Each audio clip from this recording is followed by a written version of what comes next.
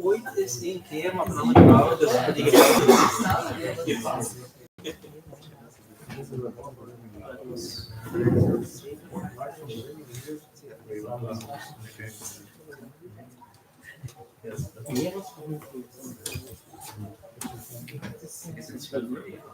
It's his own. Transfer the force, take it all away from his own.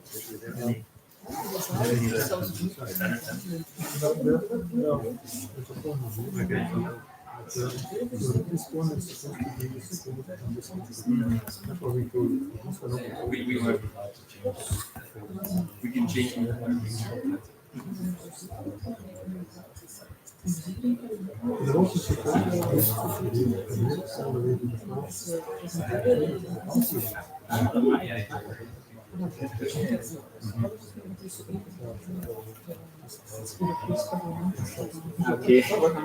Echo.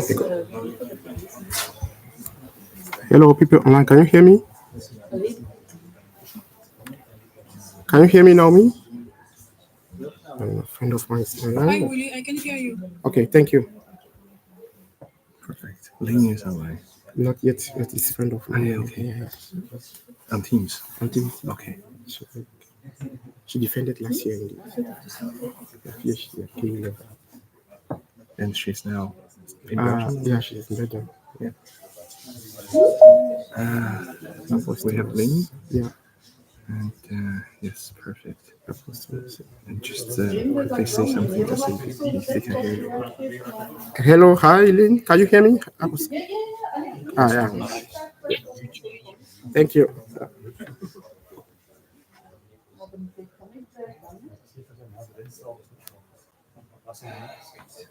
So we'll have a delay of 15 minutes. I think there was a communication around this. Okay. Is it possible to put this on the screen first when the Harend is going to introduce the jury? To put this on the screen. Yeah. Because then at that moment the Harend will introduce the jury and then there's two. We see this way. Yeah.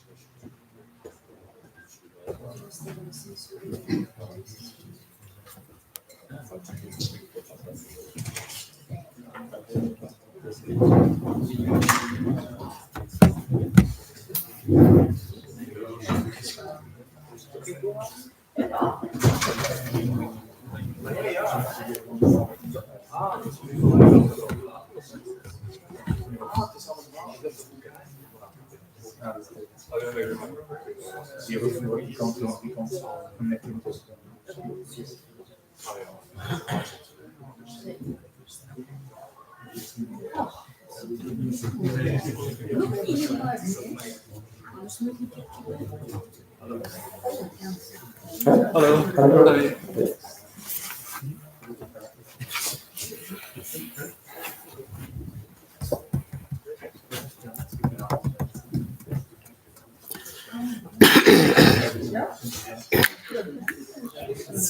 blijkbaar is het in plaats van mij. Ik weet niet of het al een gezien. Maar dat gewoon wat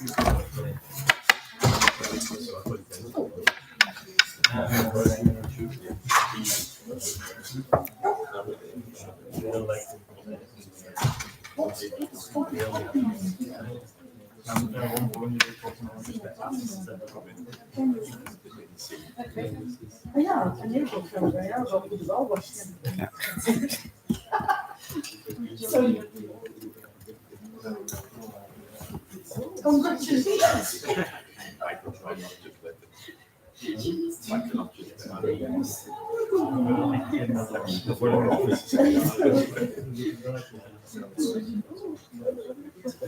Ik kom.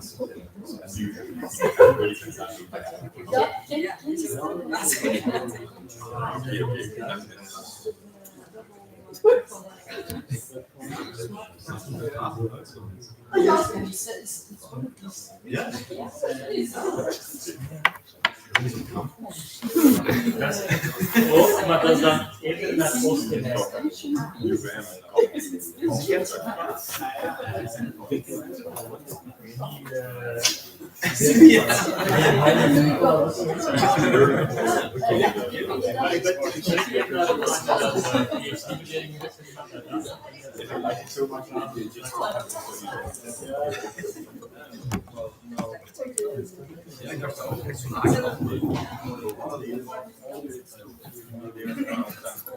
Ja.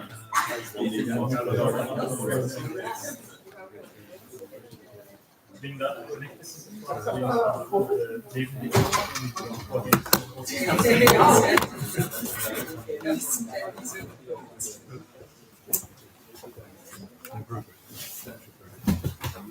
We gaan. Ah ja, dat is goed. Ik had er nu naar buiten.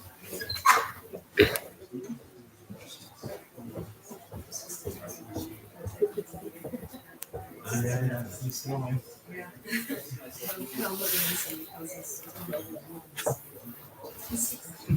Ja, ik heb ook inderdaad gekeken tegen strawberries op de nemen. Ja, nee, die ook. Ja.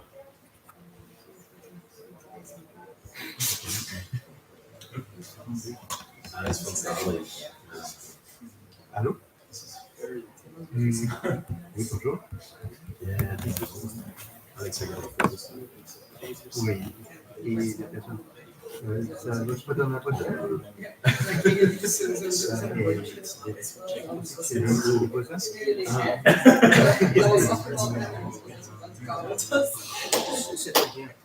C'est pas bien. En dan is het ook zo. Oui. Moet dat BW en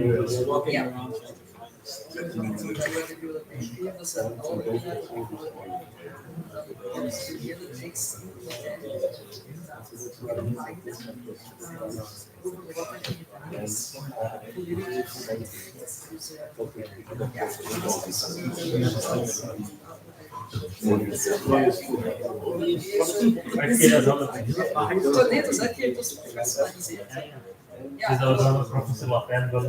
Ja, maar nu wel weer. Alleen je bestaat misschien. Ja, Ik heb niks nee, ja, en dus als zo de tekst en alles had jullie waren jongens zo goed. Dat was toen ook. Maar je staat er.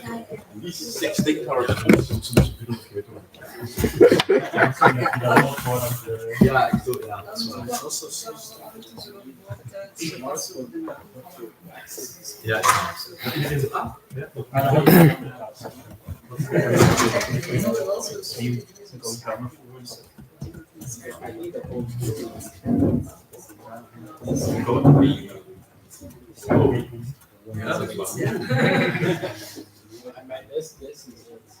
Een paar keer geweest naar de baby voorstelling dat is wel best wel grappig om te zien, want je hebt dat al die andere mensen van economie, dat zijn mensen die wel duidelijk breder maatschappelijke rol. En dan kunnen ze verhaal vertellen dat iemand die daar op zoiets mega wiskundig met die presentatrice, die weet dat ook echt niet goed is. Voor coming down, ik vond dat wel knap dat de mensen hebben klaargesteld om wiskunde.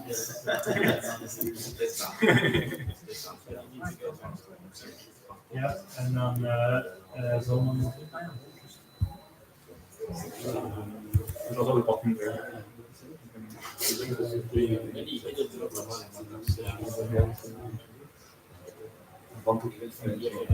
Ja.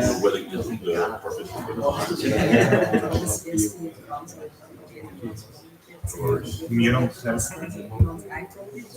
Maar wel weten wat staat hier niet te klappen, maar dat is de Franse die er aankondigen. Wachten de jury dus nog.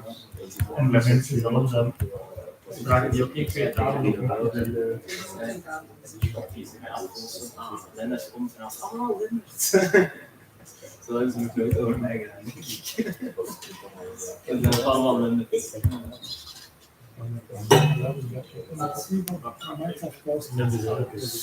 Mensen die het op de raad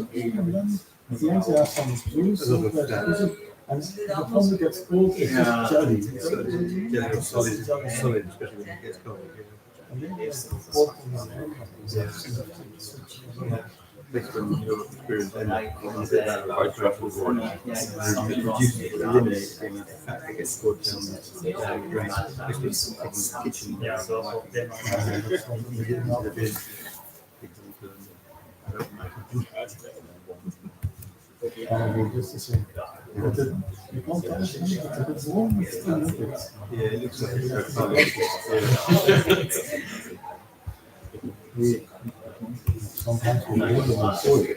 So it's not 5%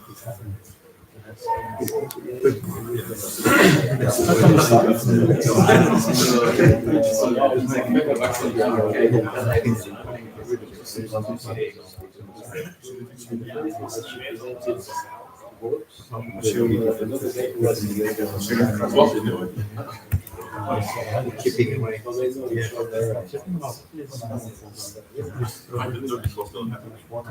Ik ben de source van de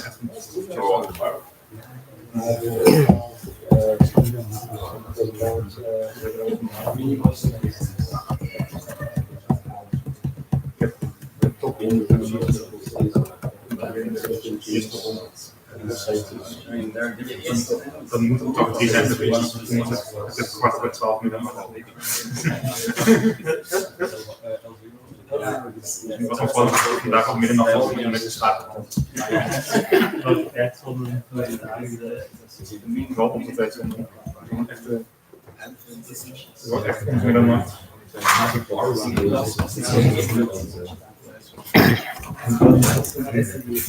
Ik heb ik een writing op dingen met de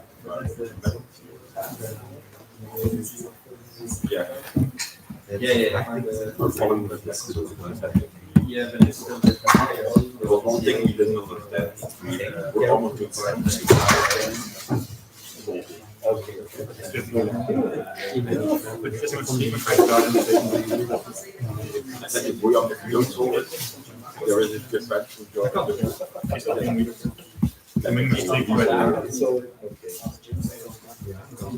Like everything was perfect. You have to put this one right now. You have to put this one right now. Africa is in your hand. You have to put it on. No, I did see it. So Africa, you are very proud. They put it on, my brother. This is for Africa. It's more Africa, you know, make it proud, my brother. Make it proud. Yeah.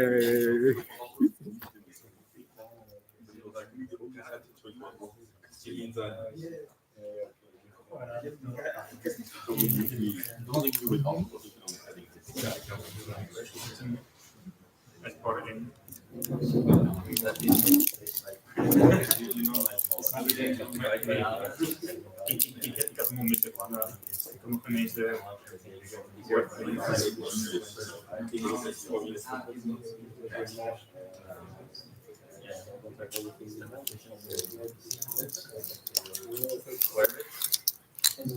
will indeed explain variance and then use some variance. Normalize that to one. Yeah,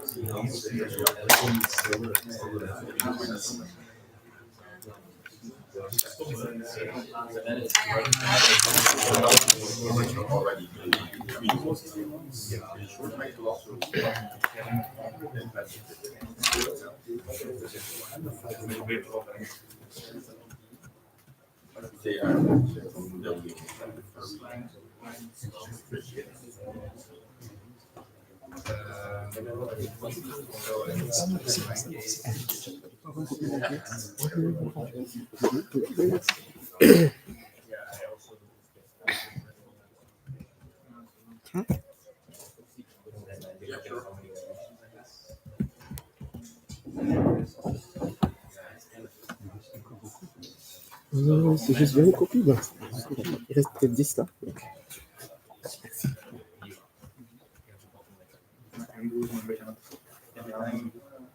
So what I did is and input in those columns, look how many dimensions you get left over every time, and then take the average. And that's then I will reduce to the average.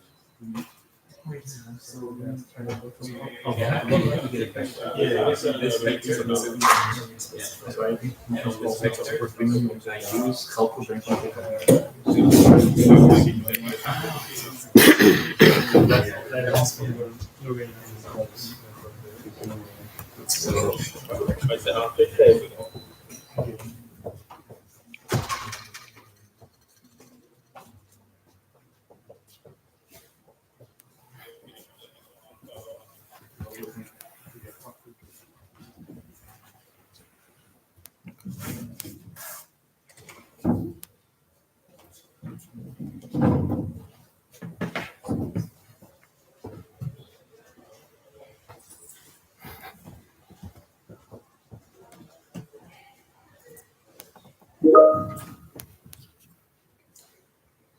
Ja, dames en heren.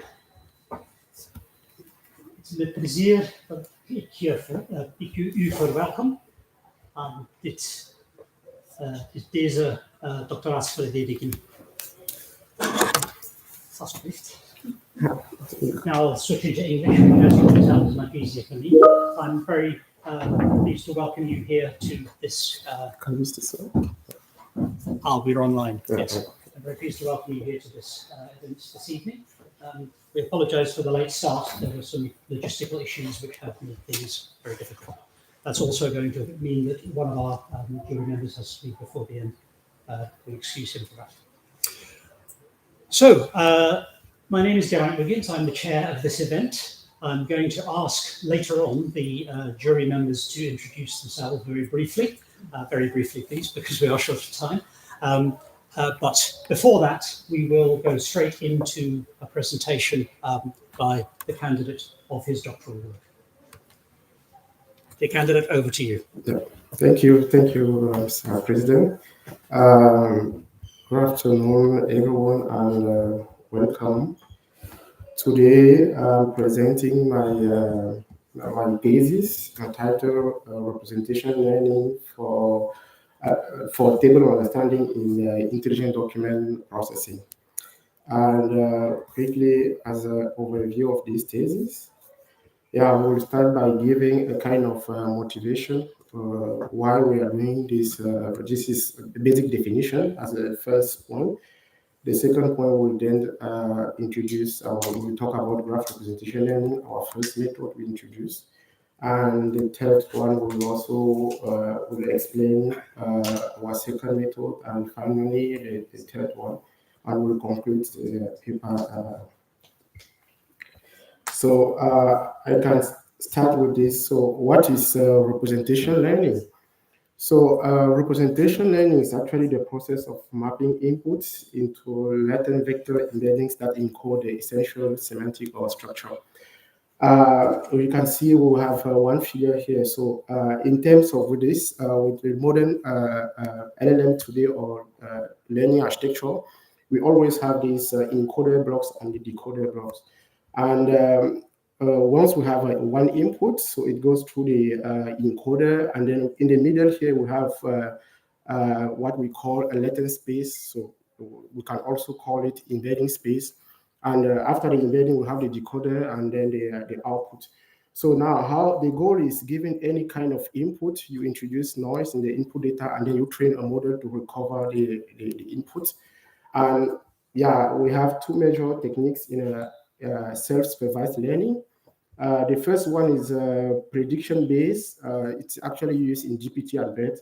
So the loss here is actually to define within the input space. So we compute the loss within the input and the output. We also have a representation base. In the context of representation base, we don't usually use the decoder block, and we immediately impose a loss within the embedding space. So the goal is given two positive samples, so we can enforce our network to reduce the distance within two positive samples and increase the distance between negative samples. So in this architecture or in this method, we don't use decoder, and then the optimization is performed immediately in the embedding space. And what now the embedding emerged naturally from optimizing the learning objective. So now as a learning objective, in NLP, natural language processing, for example, we define a language model as a probability of our data, or the probability of predicting a next word given the previous word. And in this context, we have, as a learning method, we have next token prediction, or also known as a causal language modeling. And this next token prediction, the goal is, I can give a sentence like, the capital of Belgium is. So I want you to use this context to predict what will be the next token. So the capital of Belgium is Brussels. So this should be the answer. And after to optimize this, so we actually maximize the probability of to predict a Brussels given the previous word, what I call here context. And we also have the first method, max language modeling, introduced in BERT architecture. The goal of this max language modeling is, for example, to say the capital of something is Brussels. So it's up to us to use the left and right context to predict the word in the middle. So this is called max language modeling. And the optimization here, just like I mentioned, so you just take some input and then you mask, you introduce noise in the input data, and then you train your model to predict. So this is what we can say about natural language processing. Now, representation learning on different level, like on graph. So we have a graph here. And the goal of having a graph is we want to learn a representation in the sense that we capture the meaning of within the graph structure. And the meaning, for example, here can be due to a set like a classification. So on the right figure here, we have a representation, a 2D representation of the embedding of each node, and we can see that it tends to be clustered together, but on the graph, they are further away from each other. And how to learn this? We have a geometry deep learning where you perform a representation immediately or on graph structure. And we have the famous one is graph convolutional network. We also have graph attention network and graph message passing. And we also have different techniques called path-based learning. The goal here is not to learn on the structure, but to mimic an NLP learning strategy, like from the graph. We're trying to create a path or to extract a certain a sequence of nodes to mimic this natural language processing or this natural language text, and use natural language techniques to learn the representation. And in this context, we have, for example, random walk. So in the context of random walk, so given any kind of graph, you randomly walk through the graph and generate a set of nodes. And with this random walk, it can happen that we have repetition. So within one path, we can go through the same node several times. And with Node2Vec was actually introduced to prevent such a repetition by introducing this transition priority when you are working on the graph. We also have metapath. On metapath2Vec, the goal of the metapath2Vec is actually to regulate how you work on the graph. So it can be regulated by a specific pattern. For example, you want your network to, or you want your path to always start with node of class 1, followed by node of class 3. So you impose such a regulation in order to generate a path. And Once you have the path, you can then learn the representation of this. Moving forward, now we talked about this representation learning on text and on graph. Now, what is the difference between text and tables? So, what we see here is what we consider as how we can treat table. First of all, as the processing unit on the text is actually a word. It could be a token depending on the tokenizer that we use. And the processing unit on table, we consider it as a cell. And as the input structure on text is natural language. On the text, on table level is a 2D representation of the text. And what is also important is permutation invariance. We see that if you swap the words within the sentence in any way, you are actually messing up the meaning. But in the context of the table, you can swap the word and column, you can still preserve the understanding or the meaning of the table. As a context, just like I mentioned, we have the context learning in NLP is actually the left and right token, the left and right words. And what about the table? So we believe that the context of the table should be the corresponding headers. The way we understand table or the cell of the table is always link each node to its corresponding header. So this is what we consider should be the right way. And as a hidden pattern within text, the text is always, it follows the grammatical rules. Within a table, there's no grammatical rule. The table is just a combination of words, so there's no grammatical rule on table. As a typical model, we have LLM today, of course, it's everywhere.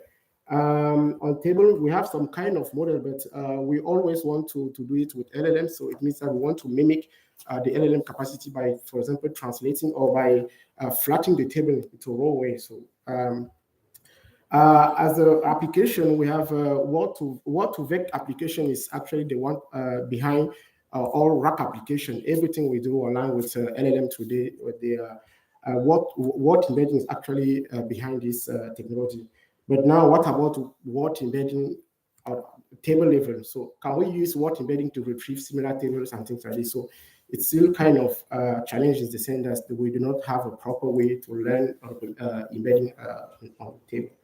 As an understanding task, we have different type of tasks on table on text. Next entity recognition, Q&A, summarization, generation. On the table, we also have some kind of similar, like table question answering.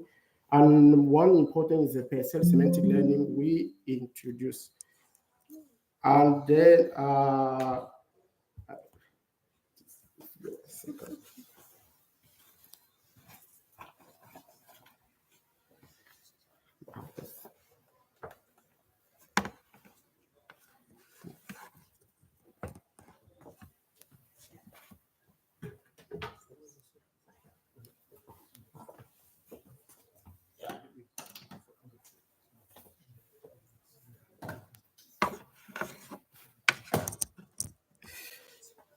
sorry for this interruption.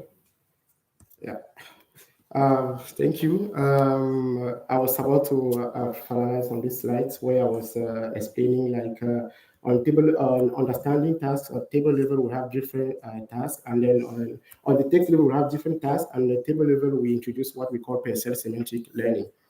Now, as a table understanding, so we define table understanding in this context, given like two tasks. It could be a reasoning task. In this context, we consider one task like table question and answer. Like given a table, you can ask question like what is the weight of this, and then you get the answer. And we also consider classification tasks such as column type annotation. And this context of column type annotation, we want to be able to assign a semantic label to a specific column. So throughout these cases, we whenever we are talking about downstream tasks or table understanding, we refer to other table question answering or classification tasks. How we actually mimic the table understanding. So we have two tables here. The first one is row column oriented. It means that within this table, we have the row headers and the column headers. And within this table, we do not have the row headers. But the way we understand each cell, it's kind of similar in the sense that TIG will always refer to the corresponding headers in order to understand this meaning. And based on this, we were thinking, how can we if you want to use NLP, because NLP, natural language processing, we need to operate on the one-dimension data. Now we have two-dimension. We believe that by tracing a kind of L-reserved path, so we trace this way, we are actually giving a context, a proper context to learn the representation of this entry. Just like I mentioned with NLP, we always refer to a context. But what about a table? We need to provide the right context, and this right context can be driven by this path, this L-reserved path.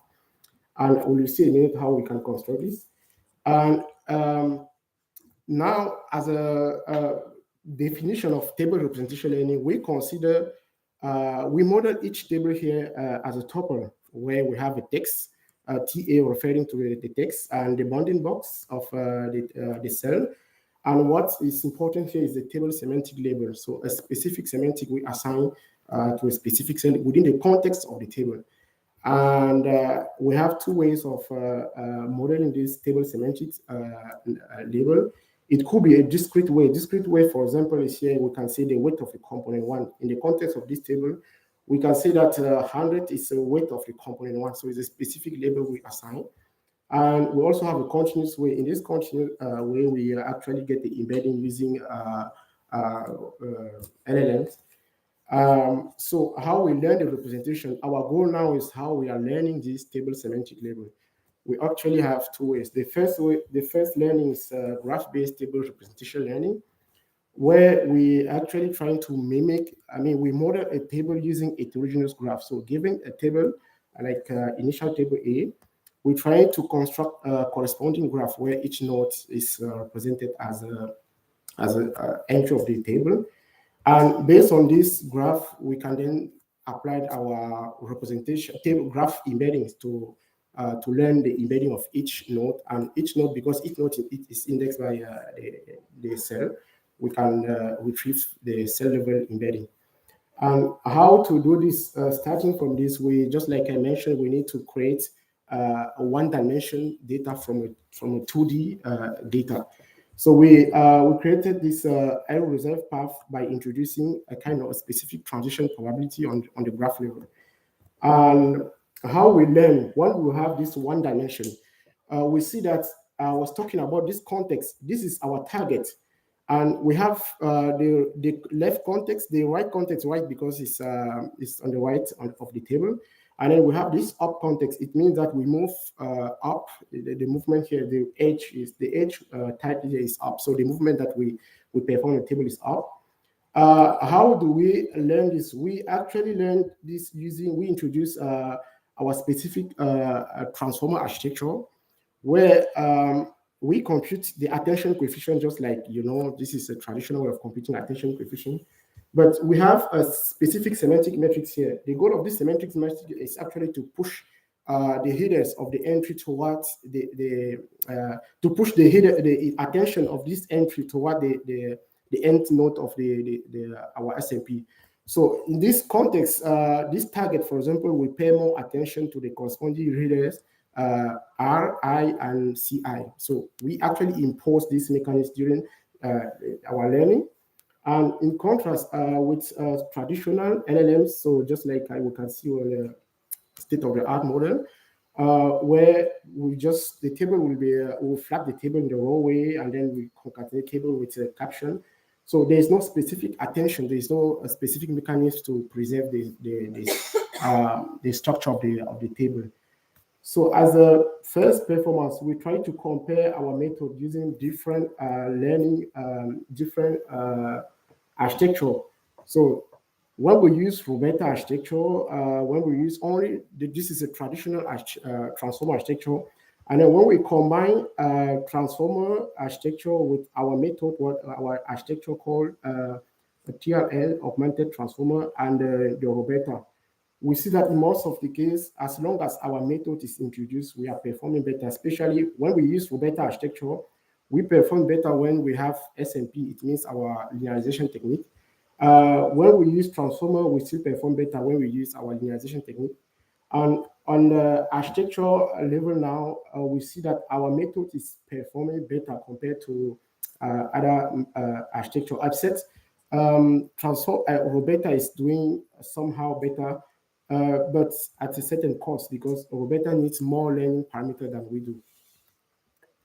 And as the second experiment that we did, we actually train our model again using different training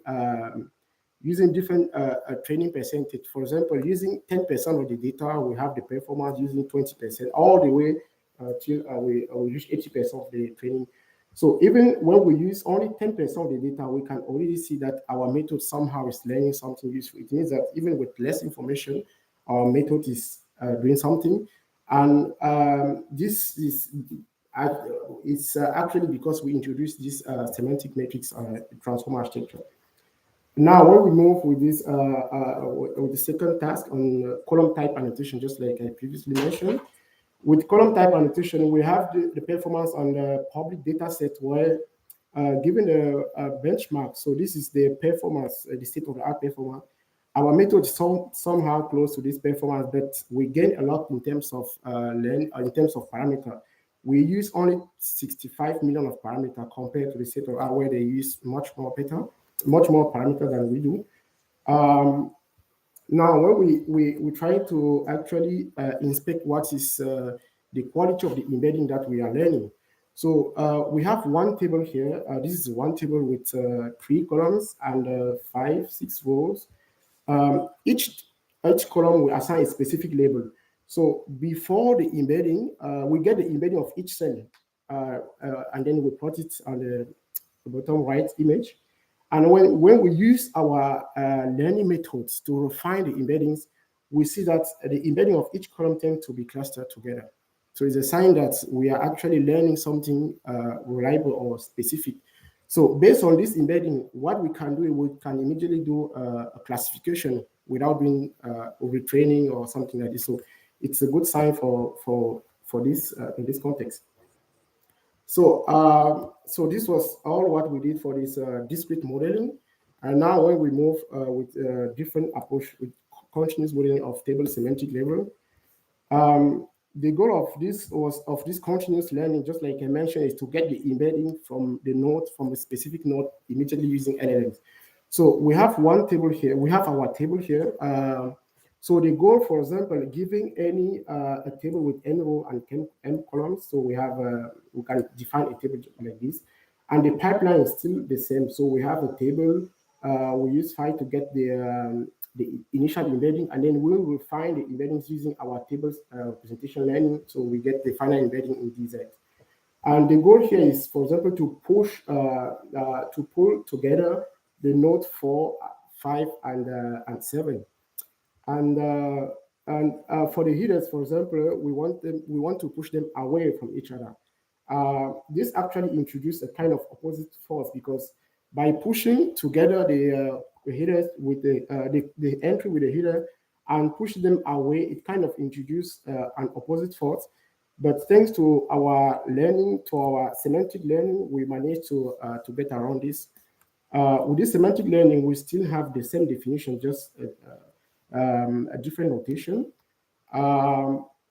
Now, what we call local minimum here is within each SMP, we try to minimize the entry of the cell with the corresponding header.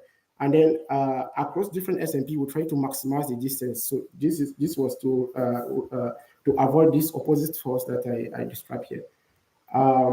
Based on this, we're then able to have our unified table representation learning objective. And it's we have actually 3 components: the loss with the local loss, and then the global loss. We introduced the third component, it's which we believe that it's relevant for the table question answer. I will get there in a minute. The goal of this third loss is actually we want to mimic what the query will be during the inference. During the learning, we don't know what the query will be, but in the context of the table, if I give any table with for example, a row column with the row headers column and the headers is hardener, the question that we may ask is, what is the color of hardener? Within this context, we see a concatenation of the row headers and the column header, and this concatenation is actually color and hardener. we call we actually refer to this concatenation as high information token, because within this query, yeah, we have some kind of information not really important, and how to get this information. So in this context, so we started by saying, okay, given any input data table, we get the initial embedding, so without doing any optimization. When we introduce only the local alignment, so this is the local alignment, we see that the node 4, for example, is getting close to a corresponding header 7 and 5. But the other nodes, for example, the headers and the query, they are not yet optimized. And when we introduce the global loss, we see that each SMP is actually pushing away from each other, which is what we want to do. And the third part, when we introduce this SMP loss, we can see that during the inference, each question can be answered immediately in this embedding space without doing any kind of prompt. So you have the table, you get the embedding, and then once you have the embedding, you can just interact immediately in the embedding space without doing any prompt, because we see that the query is actually embedded next to the answer with a simple retrieve nearest neighbor search. We can retrieve the answer of the query. And we actually run this on one public data set.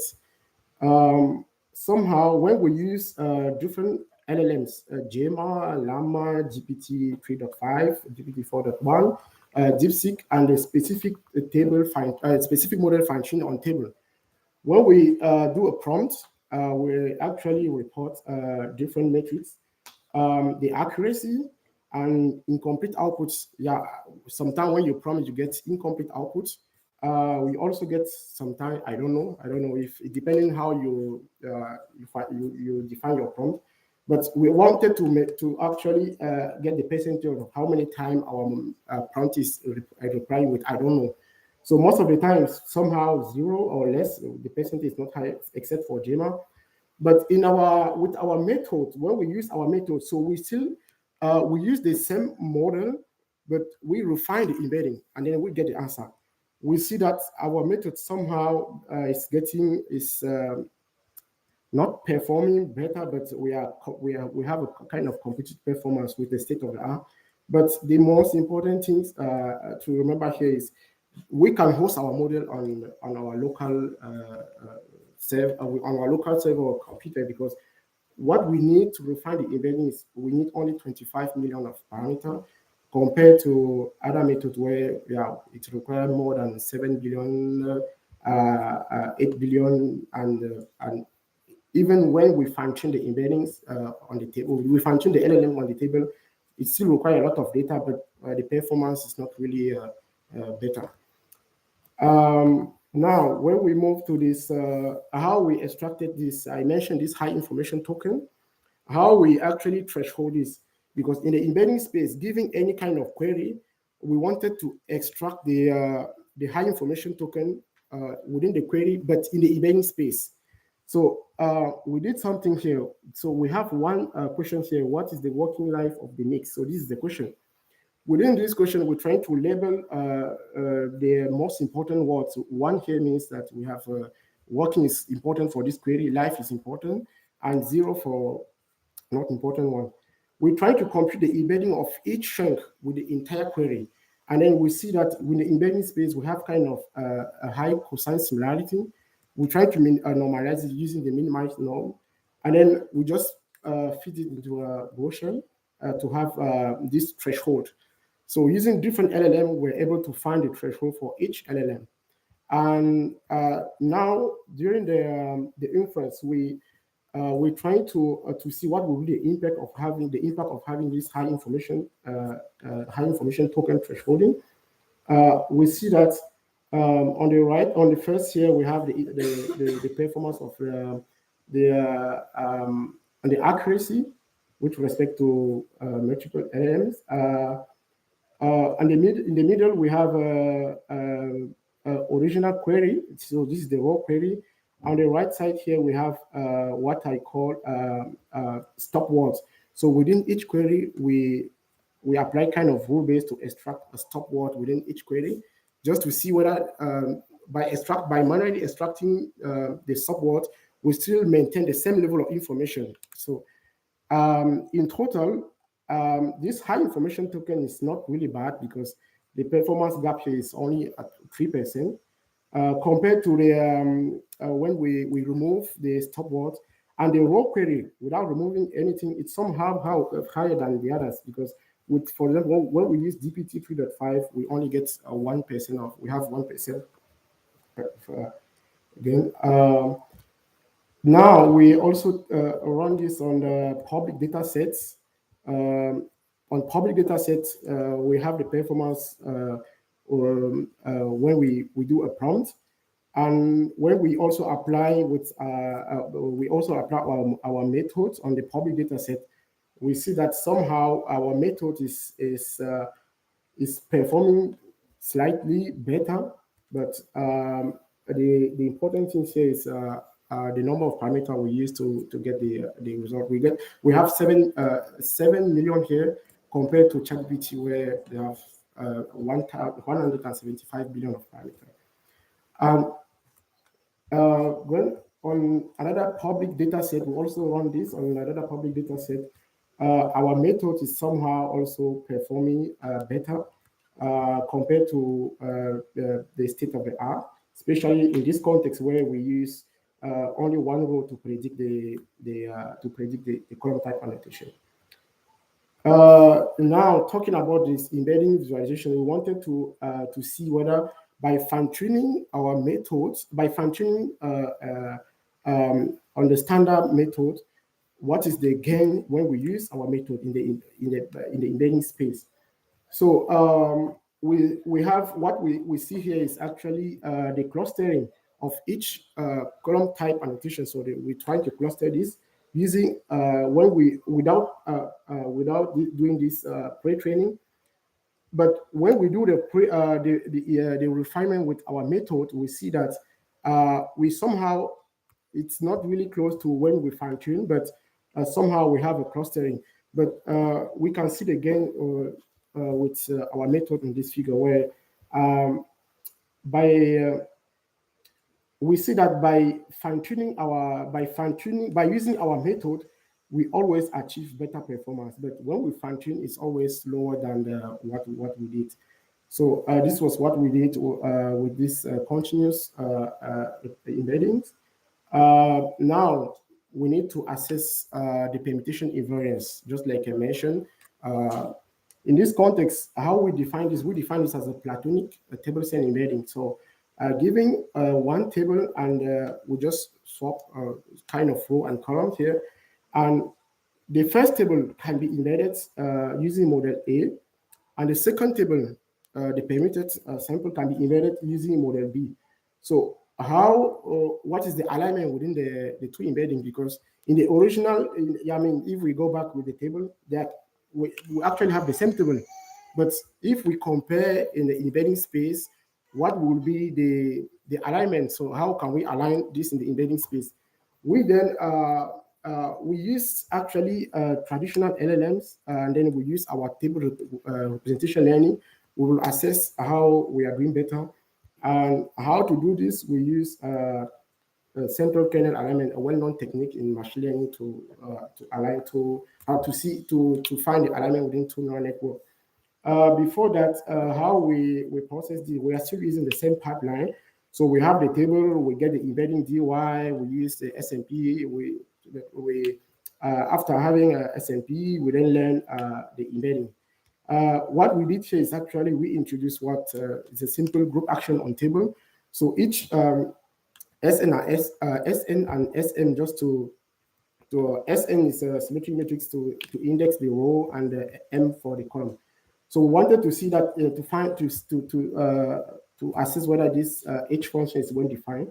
So given two symmetric a group action, we can always, when you swap a row, it's actually because of this symmetry, we will always end up with one index within the same row.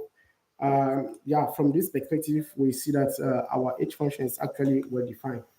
And how we then assess the permutation invariant stuff, what we call here intramodel is we use GT is actually a permitted sample of the table T. So we get it using our embedding. So when we intramodal means that the model is trained with the same parameters. And cross-modal means that the model is trained with different parameters, and then we want to find a similarity. And the LLM baseline, we use different LLM to assess the permutation invariance. And how we do this is actually we construct a grid of table with control row and column permutation. So TAB means that if A is 0, it means that 0 we swap all the position within the table. And I mean, it's just a number of fixed points during the permutation, if I can just say it in a simple way. And we use this, we construct actually this grid of table with control row and row and column. And what we get out of this is actually the performance. So this is the baseline LLM. So when we use LLM, baseline LLM, we see that the central kernel alignment it's lower compared to when we refine the embedding using our method. So by refining our embedding, we kind of preserve the similarity or the alignment in the embedding space. And even when we train with different learning, with random initialization, we still get something higher compared to the LLM. And we have a different view here of the same result, where we actually assess a specific component, like what is the impact of swapping only the row and what's the impact of swapping only the column. We see that with when we use LLM, by swapping only the row with dash, yes, by swapping only the row, even with LLM, we can still preserve, it's still see this as the same table, but any level of column permutation, LLM will treat this as a new table. So it's this is the insight of this first figure. And the second one is when we will find this using our embedding, we see that everything is actually goes up here, where whether you swap the row and column, it's kind of better compared to the LLM. When we then do different with this cross model, it means that we use different parameters during the learning. We kind of preserve the same level of permutation invariance. And this was actually a result of one table, but we run this on 20 tables, and what we get out of this is when we use the LLM, we still report the row, the similarity score when we swap only the row, when we swap only the column, when everything is swapped. We see that our method somehow is still performing. We are still preserving this alignment. As a conclusion and perspective in this context, I'll start by saying that the first conclusion on what we introduce here is actually the table understanding principle, where we define, or we say that the meaning of this table cell is determined primarily by its associated headers and a local table structure. So we consider this as a way that we can use for the future development to learn table representation learning. And in this view, we have two semantic views, just like I mentioned with table semantic label, where we define within the specific domain, you need to define a discrete set of label. Within the continuous, we also have this continuous table semantic label, where we get the embedding from LLM, and then we try to ingest the structure. And the role of the text here, contextual cues often surface for reasoning tasks such as table question answering. This point was actually where we wanted to say that with this discrete modeling, we don't actually need to know what is the text of the cell. And we only need to know what is the text when we want to apply table question answering on as a downstream task. And we also have this unified embedding where with one embedding, we can do both column type annotation and table question answering. We also assess this permutation invariance where our method is somehow perform better compared to traditional LLM. Now, what is perspective? As in the context of intelligent document processing. With our method, we can get one-time embedding of the table we use across queries and tasks. Just like I mentioned, we don't need the prompt. When you get the embedding, you can just interact with the embedding space. And the structure preserving retrieval index that maintains the table layouts, making table-centric RAC more robust than plain text linearization. So just like I mentioned, when you are developing a RAC application, you may have a kind of a paragraph where you get the embedding of the paragraph. You can retrieve, you can find the similarity within two paragraphs using the embedding or the word embedding. In the context of the table, if I have two tables, how can I find a similarity using the embeddings? So with our method, we believe that it can contribute into this area. As beyond this table representation learning, we also see a recent paper in how we can use table representation learning for tabular data sets. So when you have tabular data sets with a number of columns and observation, you can consider this as a full table and apply your table representation learning to learn only each observation, and later on you can do a classification. But I have seen a lot of paper in this direction. And permutation robust model here. So it means that it will be easy to transfer knowledge from one data set to another data set. Also, I've seen a couple of papers into this in this direction. So I will end my presentation here, and then I will be happy to provide answer to any kind of question. Thank you.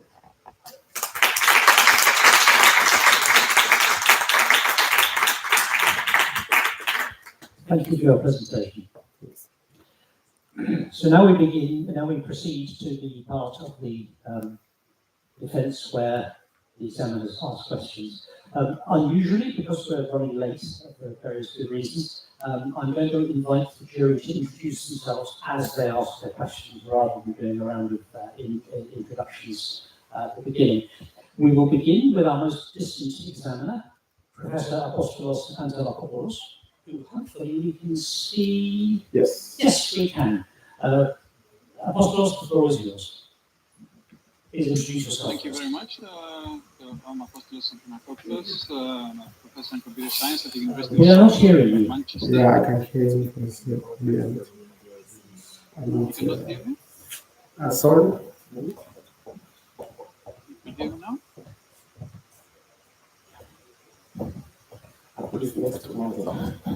Okay. Yeah. Can you go ahead, please? Okay. You can hear me now? Yeah, it's better. It's better? Yeah, it's better. We can hear you. No? I will definitely not mute it. Thank you very much. So, professor in computer science at the University of Salford in Manchester. Apostolos, we're not hearing you, so we need to do some technical. So if you go audio settings. It will be easy for me. Yeah. Yes. Stop sharing the screen. Yes. Okay. Right.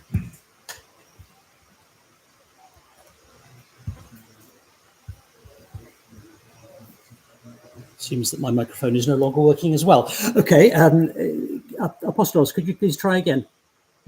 Yes. Perfect. Can you hear me now? Yes. Yeah. Okay, perfect. I can hear you as well, yes. So thank you very much. So I'm Apostolos Angelakopoulos. I'm a professor in computer science at the University of Salford, which is in Manchester in the UK. So thank you very much, Willie. Thank you for making the changes to your thesis from the private defense. I enjoyed reading your thesis. Apologies for not being there with you. I would have very much liked if it wasn't some troubling problems scheduling for me. So I will start with some general questions, and then the other members of the jury, I guess, so we will focus more closely. So you're, let's zoom out a little bit from what you have produced, which is, thinking about retrieval-based workflow where somebody is using the system to not only retrieve the text, but they are attributing meaning to each of the cells of the table because of the column and the row headers and so on. But we discussed a little bit before as well that there is a lot of other knowledge that is related to that table cell, right? Not only the row and column, but maybe the headers of the table or maybe some other text in the same or other documents. So the point is that you will need at some point to integrate some other, in a wider application, some more knowledge is needed to be integrated to that meaning of that cell. So do you have some views based on your experience? How would you integrate that knowledge? Would you put it in the graph? Would you use it in some other way in a final application? Well, thank you for the question. Yeah, I think in this context, you're right in the sense that our modeling was actually restricted to the specific layout of the table. So we didn't, for example, take into consideration the captions. If we have full notes or something like this, yeah, it can help or enhance the understanding of each cell.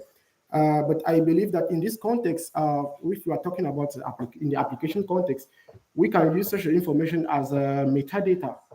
So next to our table representation learning, because packing everything in one go, it may not be easy task in the sense that sometimes you don't need the headers to understand the cell. Sometimes you need the caption. Sorry, sometimes you don't need the captions to understand the cell. Sometimes you need the caption to understand the text. But I think in the context of RAC application, we can use it as a metadata or define a kind of abstract meaning, something like a graph representation, to combine with a representation learning in the RAC application. Thank you. Okay, thank you very much. Another question would be, you mentioned in your thesis that as with any research, right? So you started with a specific experimental data set, and you mentioned that transitioning from using this experimental data set to all the other data sets to real life data poses some challenges, right? So can you discuss some of these challenges, more specific, as from your experience that you would think you need to address with your system if you move on to more real world data? Well, yeah, if I move on to more data,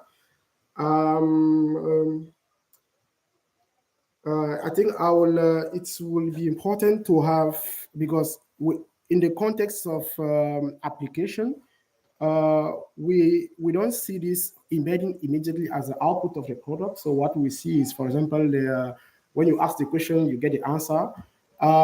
So I would need more a data set with a full document, for example, where we have a full knowledge, we have a full document, and then we have a data set questions and answer of within this domain knowledge. I think this will be the next step, and it's still really challenging. Even now, there's no, I've seen a couple of data sets already in this area, but in the past, we used to see document more as a layout recognition problem, where we define a data set we crop the layout of the table. We used to see a document like a layout recognition, not more like a table on document understanding.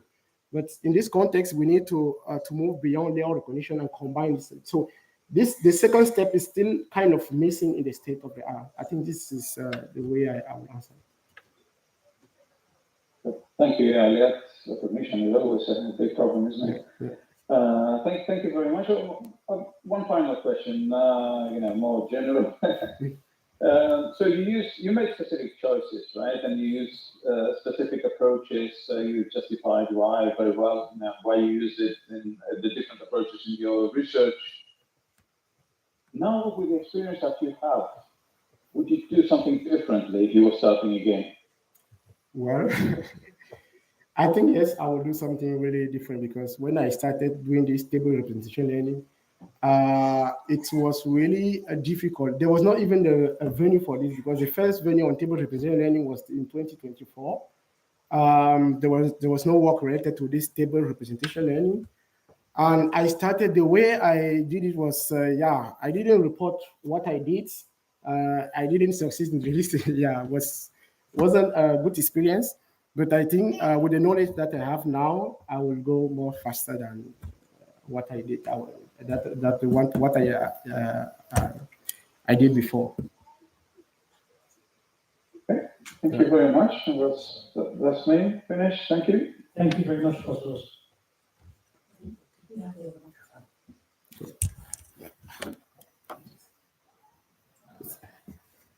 So we'll proceed in a slightly unusual order now with Professor Paul van Eyck.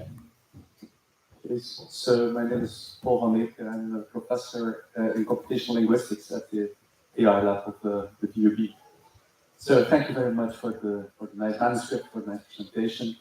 So in your thesis, you often refer to the Platonic representation hypothesis, right? So which refers to the convergence of different networks that were trained on different modalities or so on, so that you get some kind of representation, because the actual world that you capture is the same, and you apply that to tables where the order of rows and columns doesn't matter. Now, in linguistics, in computational linguistics, there's actually also a very long tradition of analyzing language in terms of deeper structure with certain surface generalizations. And Noam Chomsky in generative linguistics was one of the biggest proponents of that. So you would have a certain deep representation, like a boy eats an apple, and then you could say, well, the apple was eaten by the boy, and that would be a different realization of the same thing. So we can capture that in a generative linguistics perspective. So is there any aspects of your research that you could maybe reuse to apply in large language models on order invariant or variant aspects, or the other way around? So say that certain columns in your table have certain orders. It is meaningful. Like how, would there a way to have it in between? Like having both order sometimes, and at other spaces not having both taking into account? Yes, thank you for this question. And definitely, in this context, we didn't actually think of, when you give this explanation, I see that, sometimes swapping row and column can change the meaning. And now, how, if we want to really extend this, what we need is actually this graph representation stuff. So we need to know which elements are allowed to be swapped within a specific context. Sure. Yeah, I think if we need this, we can find a way, instead of during, for example, when we want to assess the permutation invariant, we'll not use any arbitrary swapping, but this will be regulated by a specific mechanism. Yeah. And have you tried that on tables? So having certain columns or rows being meaningful? Or is that an easy extension of the model, or is that difficult? I think it's a good venue for future. It's a good thing for future work. I think we'll have to try this. Yeah, we'll have to try this. In this context, we didn't actually capture this because of most of the table within our data set. We didn't see this. The need to have a specific order. Okay. Yeah. Thank you. Thanks. And then I have a question of a more general nature, because I asked already most technical questions during private defense, right? So which parts of your research do you think will have the most impact? So in other terms, like say in 10, 15, 20 years, like now having written this thesis, which parts do you think will be, or have the highest probability of being taken up by the community and having the most impact? I think this permutation invariance, it's really simple, but I think it will have a lot of impact, especially in the context of RAC application. Today, we are complaining about the costs when you are playing with LLMs, something like this.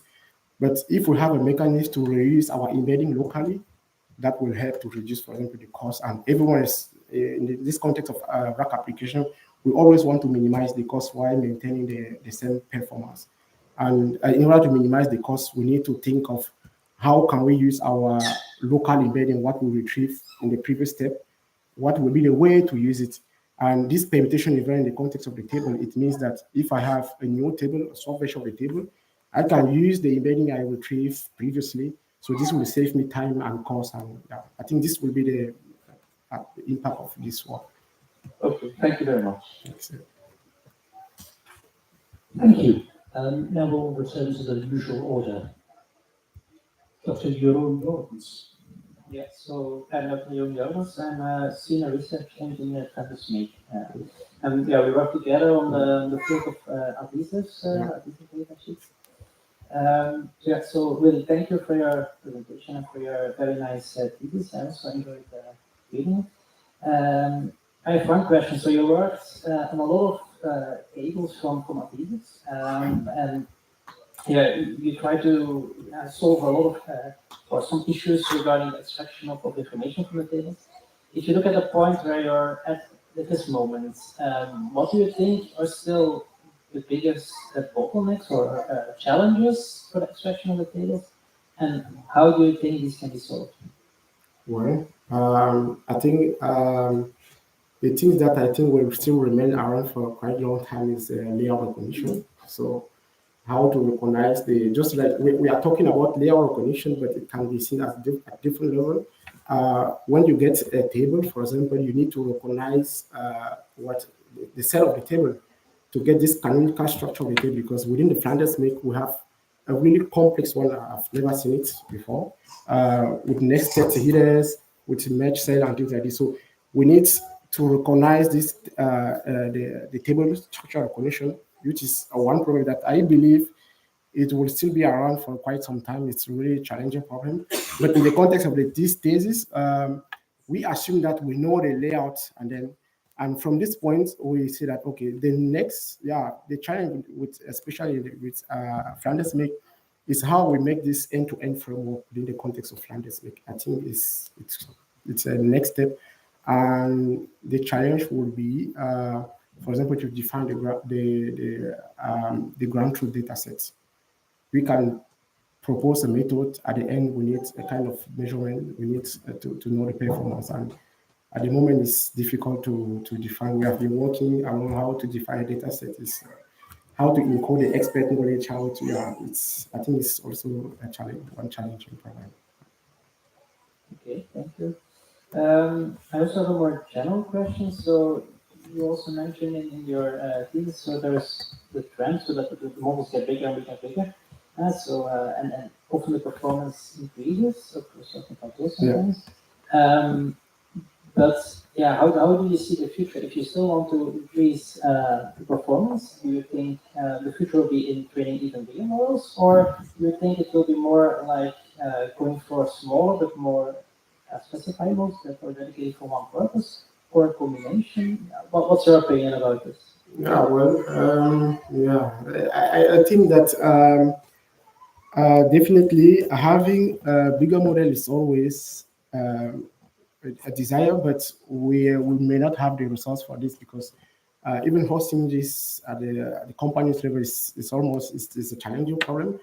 A way forward, I think that we need to incorporate a structural knowledge. Because in this context of my thesis, what I did was actually to regulate the understanding with this table understanding pricing. So I was trying, during the learning, I was imposing this regulation. It's a specific regulation within the context of the table of learning. I believe that across different, we can always, we can do the same in different domains, like even the adhesive data sheet. We have been talking a lot about this thing. And how can we encode expert knowledge during the learning? So it means that we do not let our model to discover it by himself, but we impose a certain regulation. So it will reduce, for example, the number of parameters and things like this. I think this is a way. I mean, this is my opinion. I can be wrong, but I think this is my opinion. Yeah. Okay, thank you. Thanks. Thank you very much. Our next question is Professor Den Haas, who is remote. Okay, so I'm Professor Den Houthuis. I'm a professor on AI in the AI lab at the VUB. So first of all, really thank you for the nice presentation, for the nice thesis. I'm sorry I couldn't be there, unfortunately, but I'm glad I got to at least see it online. I have just quite general questions for you. One is, you talked about, like, in the future work about that you can also use this TRL on tabular data. And I was wondering, like, in which situations would that be useful? When would you do that? Well, in this context of tabular data, so in the context of classification, for example, where we used to have SVN, for example, we can just do a simple classification. So with table referential learning, so what we do is we can remove the classification columns. Like we just remove a classification column and learn the row weight embedding of each observation within your tabular data set. And once you have the embedding of each observation, you can consider this as a feature map, and with a simple classification model layer, you can assess the performance with a standard method such as SVM. Okay. Because you said it's more robust, and why is it more robust in that way? Robust because of this permutation invariance. It means that if I give you a tabular data set and then I just swap row and column and things like this, I'm not sure that LLM will behave the same thing. They will still learn the same feature. I'm not sure that SVM, for example, will still perform the same if I swap row and column within my tabular data set. So the robustness is actually, I actually get it from a perspective of permutation invariance. Mm-hmm. Yeah. Okay, now interesting. Another question. So your thesis text itself also contains a lot of tables, of course. Like, could you use your methods to do some analysis on your own thesis, and what would you then use it for? And do you see any problems? Sorry, can you rephrase a little bit? So your own thesis text, right? Yeah. Also contains a lot of tables. So how could you use your methods to analyze something about your thesis, and like, what could you use it for? Well, I guess it's not going to be easy because within the table, within my thesis, they're kind of complex because even the layout recognition will fail.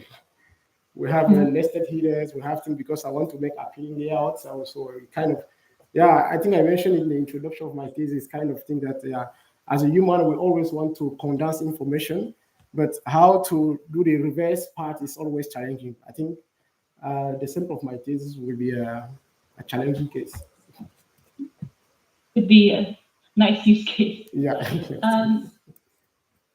Then maybe one final question. You use a lot of like big models, like transformer-based models. How did you decide on hyperparameters, like on the layers or the layer structure or learning rate or anything? How did you decide on that? Because tuning is very hard when you have these large models, right? Yes, it's very large. Actually, we decided to use different LLMs because of their training, the architecture. For example, nomic LLM is actually an encoder LLM. So it's actually designed based on the encoder part. And Llama is designed with the decoder. Gemma is designed with the decoder part. So we wanted to assess this kind of ablation studies, like what will be the impact of a different component when we use the embedding. And also because our method is really encoder based, so we do not have a decoder in our architecture. So we wanted to see what will be the impact when we use different components in the LLM. But now in terms of parameter, yeah, for Llama 3, for example, yeah, I guess I use a model, for example, with 7 billion because this is what we could afford to host in our lab. But with maybe more parameter, we'll not be able to host it in our lab. Okay, thank you. Those were my questions. Okay. Thank you. And our final questions for this round come from Professor Anne Louis. Thank you. So indeed, I'm Louis, I'm heading the AI lab here at the VB, and my main research field is reinforcement learning. I would like to join my colleagues here and to congratulate you for the nice work. But I also have some questions for you. And actually, I want to continue with the question that my colleague Halkas just asked you. Can you use your method to analyze your own PhD? You said, yeah, but that would be very hard. Yeah. So maybe you can then give what would be like a very nice application then for your approach. I'm also thinking, and this was in collaboration with the colleague here next to me, from Smith. So what was the motivating example for doing this work? Can you explain this to us? Yeah, thank you. Well, motivating example. Actually, when we started this collaboration, we were talking about adhesive data parsing. Actually adhesive data parsing. Sorry? Adhesive, yeah. And can you explain that? Because yeah, this is just a data sheet of adhesive materials. So, yeah. From this, I started this in 2021. There was no LLM to help us in this area.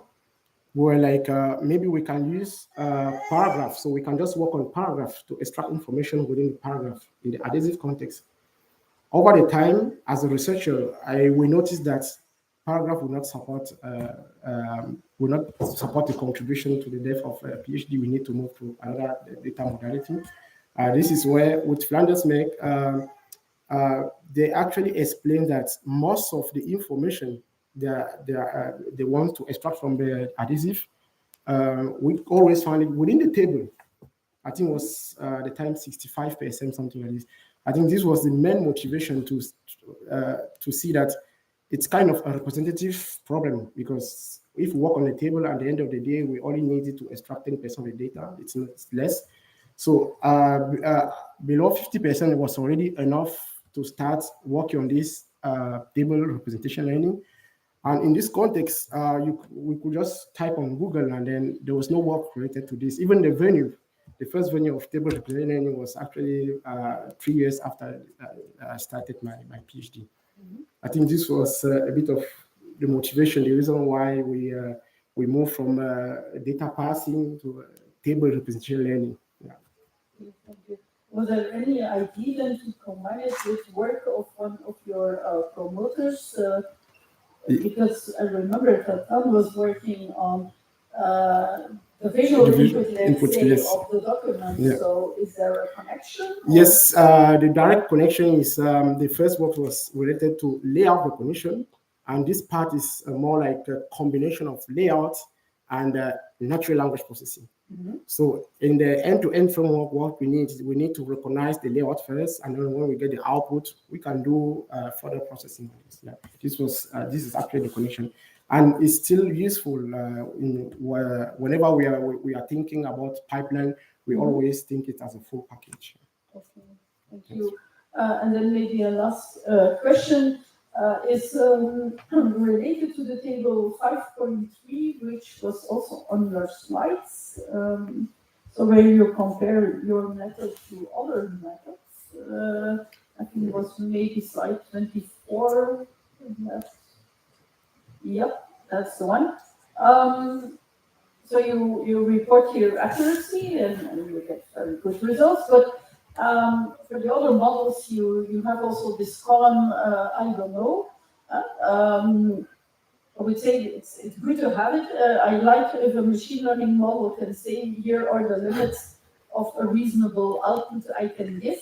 So can you maybe explain to us why your method is not having this possibility, if I understand the table correctly? Yes, exactly. We do not have this possibility because we are not doing a prompt here. Just like I mentioned, we get the embedding, and then we immediately retrieve the answer within the embedding space. So there is no way, it's more deterministic. There is no way the model will reply, I don't know, because we just retrieve in the embedding space. But when we do prompts, we always say, if you don't know, you can just reply, I don't know. But in this context, we retrieve the answer immediately in the embedding space. Okay. Yeah. Yeah. Okay. Thank you. Those were my questions. Thank you very much, members of the jury. At this point, I should introduce myself. My name is Garrett Wiggins. I'm Professor of Computational Creativity in the AI Lab, and I'm not Jan de Boer, as some of you probably know, as previously announced as auditor. And that accounts for the logistical issues today. So, at this point, we've had one round of questions from the jury. Do any of the jury wish to ask further questions? Remote jury, I can't see you. Could I have a no or yes? Yes, no. No further questions? No. In that case, now this is a public defence, at this point, we open questions to the floor. Does the assembled public wish to ask questions? You can answer them too if you like.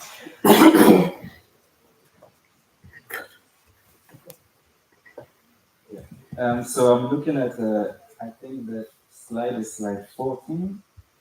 This is figure 4.8 in the keys.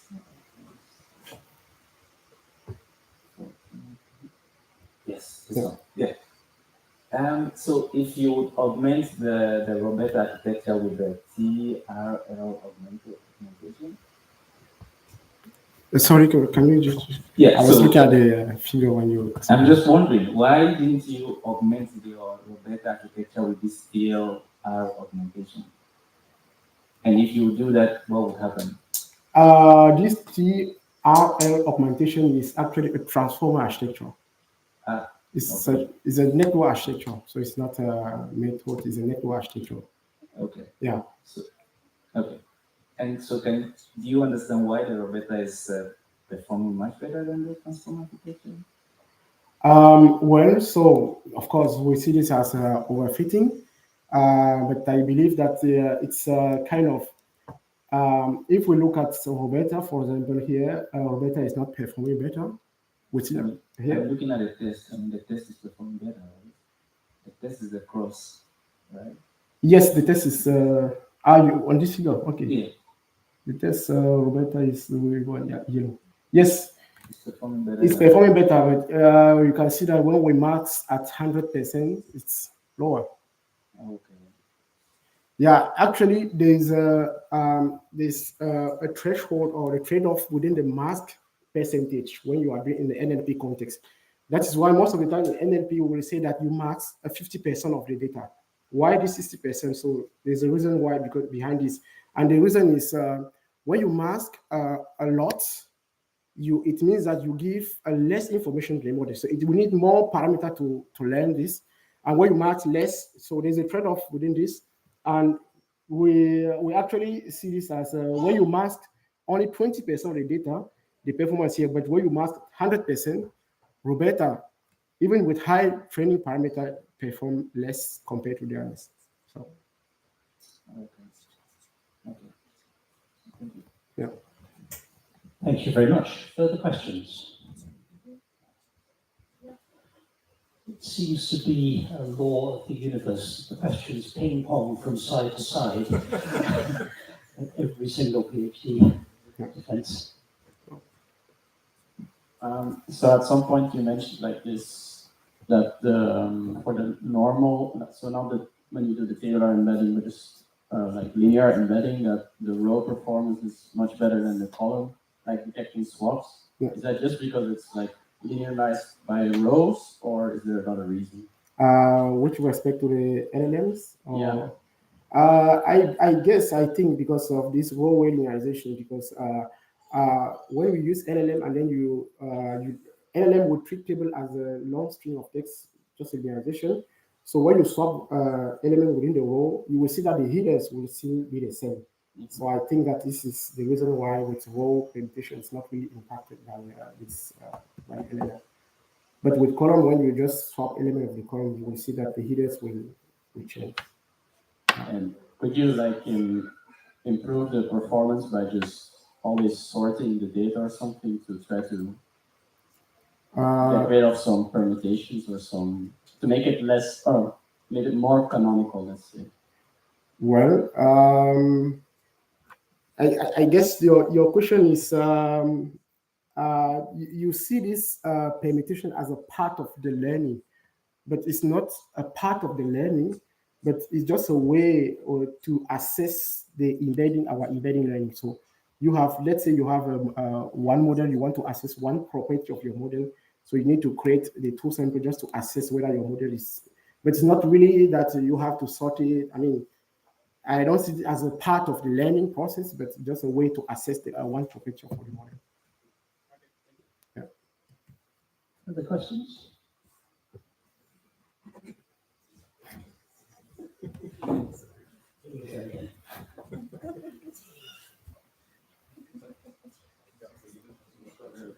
Yeah. So if I have another model that is trained for, I don't know, for coding, right? And then you have your model which for this representation, and so I want to have one composite model which has table representation and also as a coding event.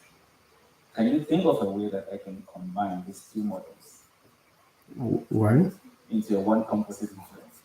Yeah, I think to have this as a one model is, my opinion is it might not be the best way, but what from the reverse engineering, what I see with interactive ChatGPT, with interactive LLM, for example.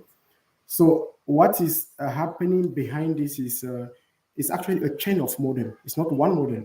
So you have a dedicated model for something, you have this, and then they have kind of interface. When you ask questions, so if the question is related to, they will then route your query to a dedicated model. So I think having one compact model is not a perfect solution, but who knows? I don't know. Maybe somebody can try it as a researcher and give us the answer to this. But if I naively add the weights of my models, would that add the weight of the model? Yeah. Well, so this is already a problem because if you train your model to recognize cats, and then you want to train your model, for example, for the same understanding, adding a model, adding kind of layer and model will not solve your problem, because when we do machine learning stuff, you always need a data set, a specific data set for a specific task and things like this. So in this context, I guess, your question is always you want to see this, how can we have this compact model, but I don't think that is a way forward into this. Yeah, we need to have a chain of model instead of having one compact model.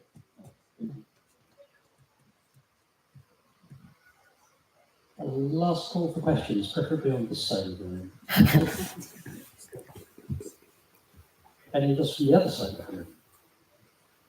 In which case, we can call this part of the proceedings to a close. Thank you very much for your presentation and for answering our questions. At this point,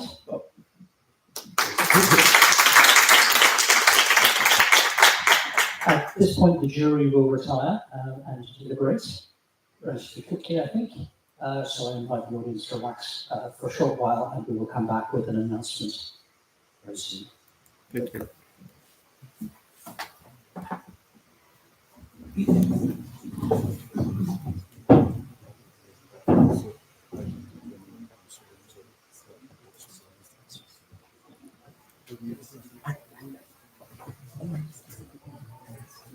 Sorry, is there another link for us to join or something?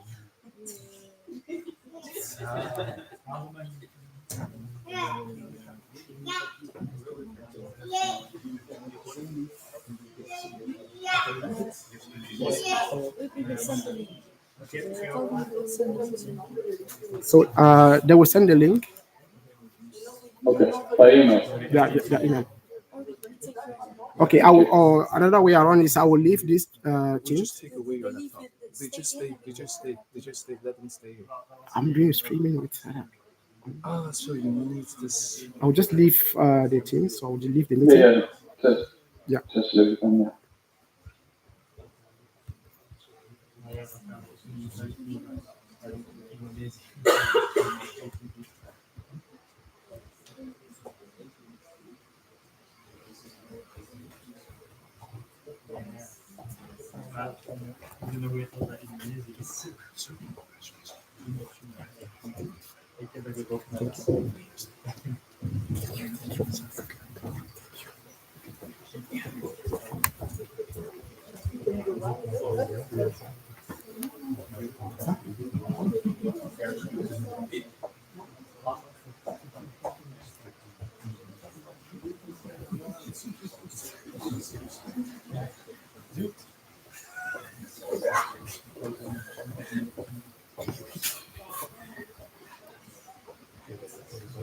seem to be relaxing. Take one. Yeah, take my own. Take that one, man.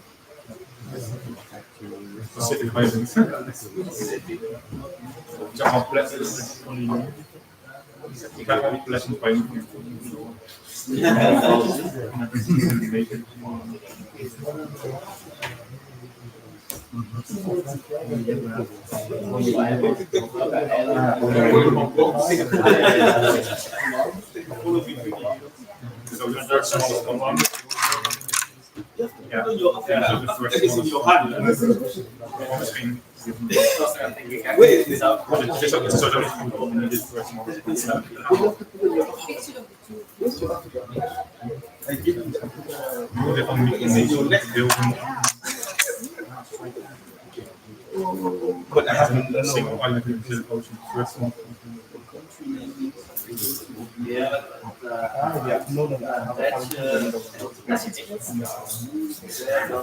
Well done, hè? Are you nervous? Probably yes.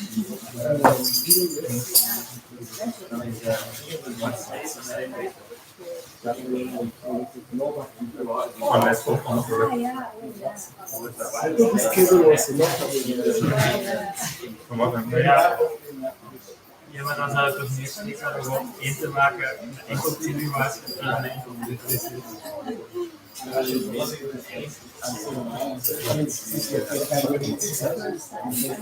Maar dan moet je gewoon omdraaien.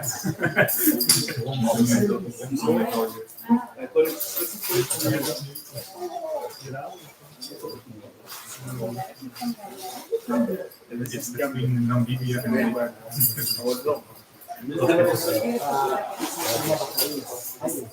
Muito far away from my home. capital.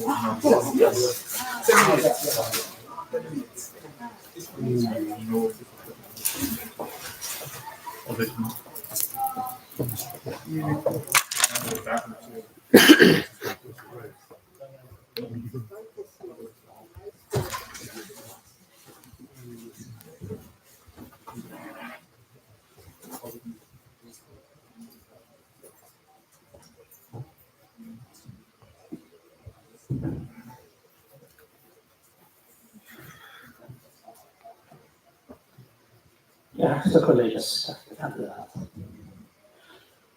Aangezien de heer Willy Carlos in het bezit van het diploma Master of Science in Mathematical Sciences uitgereikt door het African Institute for Mathematical Sciences, Rwanda, in 2019, een oorspronkelijk proefschrift heeft ingediend, getiteld Representation Learning for Table Understanding in intelligent document processing. Aangezien het proefschrift voor de examinanders is een openbare zitting wordt verdedigd op 5 december 2025 aan de Vrije Universiteit Brussel. Aangezien alle digitale en de reglementaire voorschriften werden nageleefd, verklaren wij, voorzitter en leden van de doctoraatsjury, aangesteld voor de faculteit wetenschappen en bio-ingenieurswetenschappen aan de Vrije Universiteit Brussel, dat de heer Willy Carlos Chichenu de graaf verworven heeft van dokter in de wetenschappen.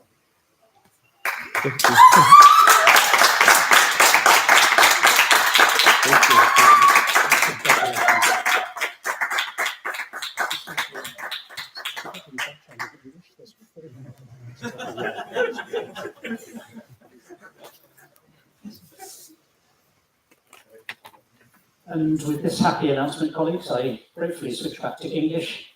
Congratulate Willie again on his achievements. And I would like to invite the promoters to come and say a few words. Your mic is They can't hear about you.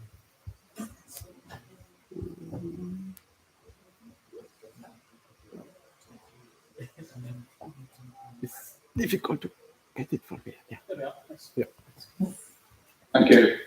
Sorry. Dear Willie, you applied to our PhD position during the lockdown of 2020. And after settling all the administration, you were finally able to arrive in Belgium in January 21st. We were not allowed to meet back then. It's actually crazy if we think about it. And after a few days, we got very bad news that you were in the hospital. You caught corona along the way. That was terrible, that we couldn't even visit you. It actually took a couple of weeks, maybe even months more before we met each other in real life. Can you imagine? And only then we realized in what sacrifices you made in coming to Belgium, leaving your wife and your newborn behind. And then actually a couple of months later, again, another tragic event happened back home. But along the way, you always stayed happy. And you were even more happy when you finally managed to bring your family over. That was fantastic. And yeah, really, this happiness. This is really something that is you. You sometimes could be exhausted and would be like, okay, now we've been thinking too much about how to solve this in bed, but the next day, happy smile and your improvements. And this brings me to your work. As was mentioned, we wanted to continue on the layout and tackle the tables from a visual point of view. But you always wanted language. Language was the way that you wanted to proceed, and we followed you. And this was before ChatGPT, and I would actually say thank you, Willie, for proceeding the path in this way. You're visionary, Willie. Thank you very much.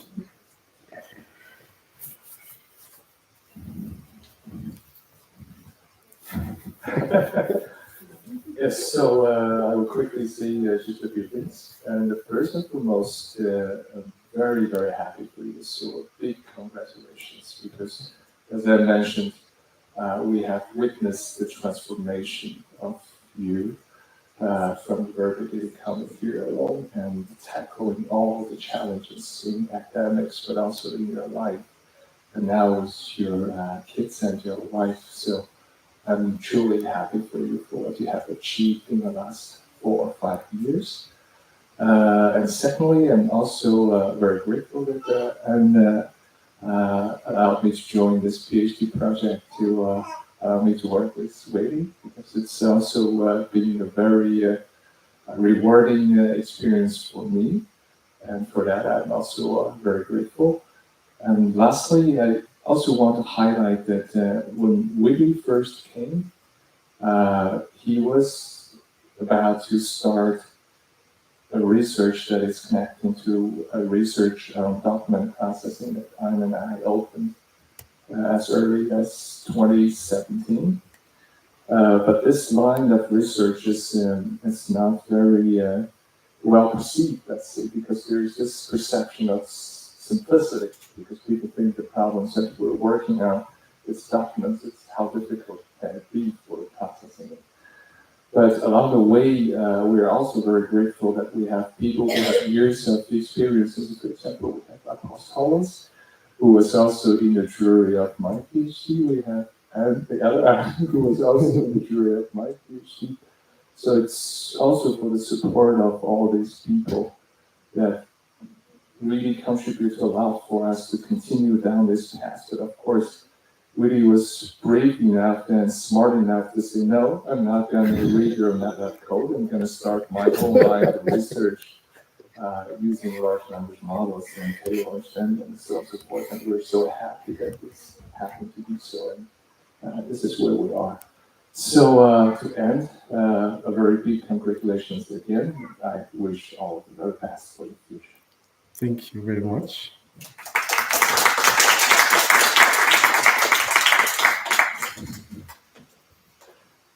And with that, colleagues, we reach the end of our ceremony. There is to be a reception in the seminar room of the Maths department. Will you lead? For those who don't know where it is, I guess most people know where it is, but anyway. And again, congratulations, Dr. Chitrio. Thank you.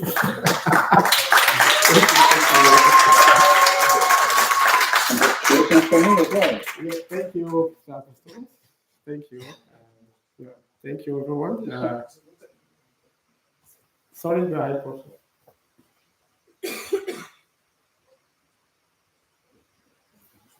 Professor Apostol, you wanted to say something? I just want to say, again, I didn't want to interrupt because the microphone was switched off before. I mean, it was very nice to hear the personal story. Many congratulations. And I look forward to meeting you soon. And all the best for your, well, enjoy today and a few days, I guess. And all the best for your career very soon. Thank you very much. Thank you all. Thank you. I'm kind of speechless. Yes, I'm not sure I will be able to say something. Just to thank my promoters, Professor Andons and Professor Tan, for giving me this opportunity to do a PhD. Has never been this task. But together we always discuss. I still remember. I mentioned this what I've been through. I remember we spent a celebration of 1 year online replying to a reviewer. It was around the 31st of December, around midnight. We were trying to play with the deadline, sending email, no, this is the last version, no, you have to do this. I mean, it was really nice. I spent a lot of good moments with you. I really enjoy, and yeah, thank you for the support and for the youth member as well. And for my family, my wife, so she has always been there helping me, and yeah, taking me away from certain tasks that I should have done for the kid. But she was so quiet. She was so nice to understand that at some point I need to focus here, and she knows where to hit when it's needed. Yeah, thank you for all friends and David. We spend a lot of time together. Yeah, thank you all. Thank you, my friend Jimmy. And thank you. Yeah.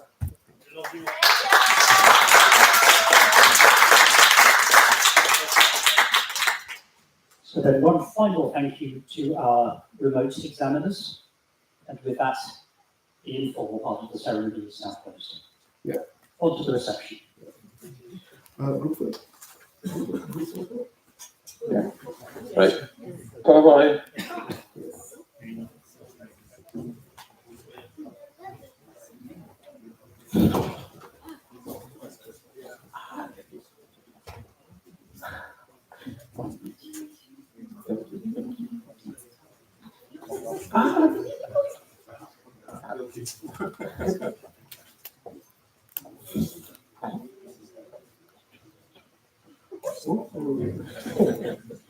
Thank you. Yeah, thank you very much. very much.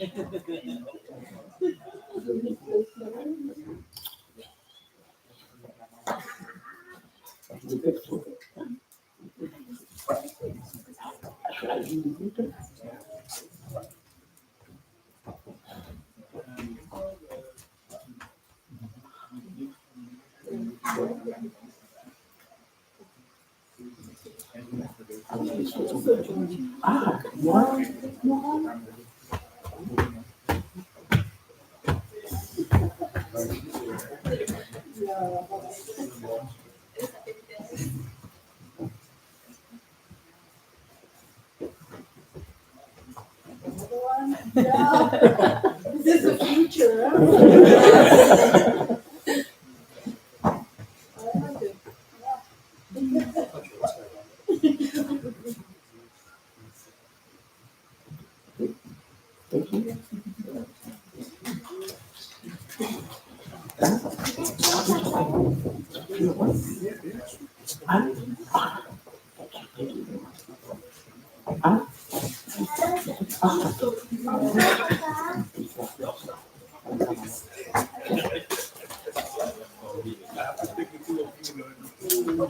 Corazón?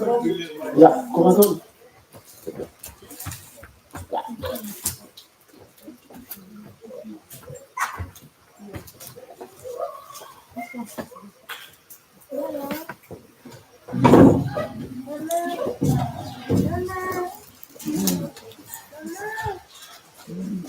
Thank you very much. Oh. Yeah, I'm sorry, I don't have freedom, but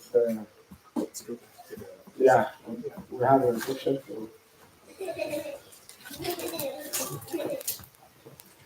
So this is the form of the faculty that is in there. Okay. So that's all yours.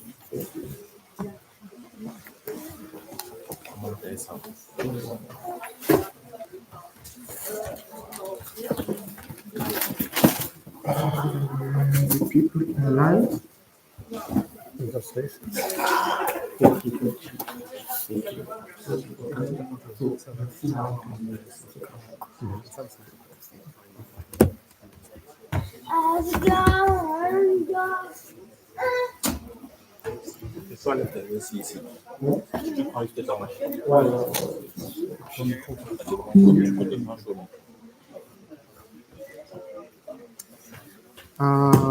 En ligne, je vais arrêter le stream en ligne. Je ne sais pas si vous m'écoutez ou pas.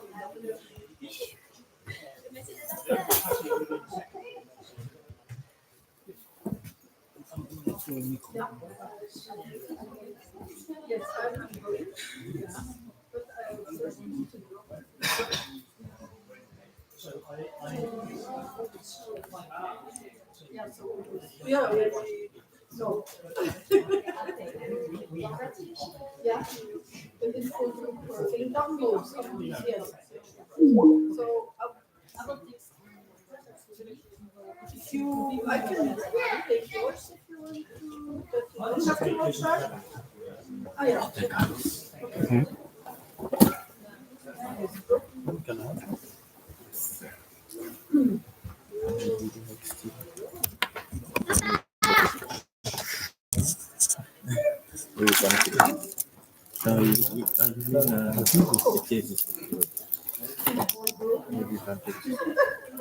Africa. Willy.